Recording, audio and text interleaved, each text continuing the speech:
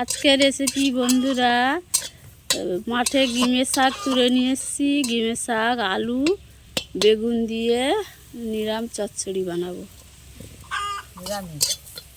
নিরামিষ কড়া বসিয়ে দিয়েছি, পেঁয়াজ দিয়েছি, 5 ফোঁটন একটু ছড়িয়ে দিলাম, তেল, লঙ্কার গুঁড়ো একটু দিলাম, লবণ, হলুদ,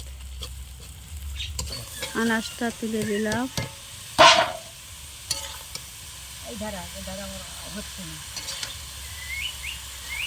ভালো করে নাড়াচাড়া করে সিদ্ধ করে নেব।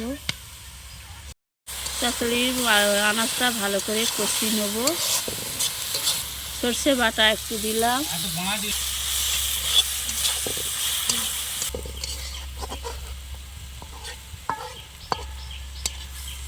একটু পানি দেবো। চচ্চড়িতে অল্প করে পানি দিলাম।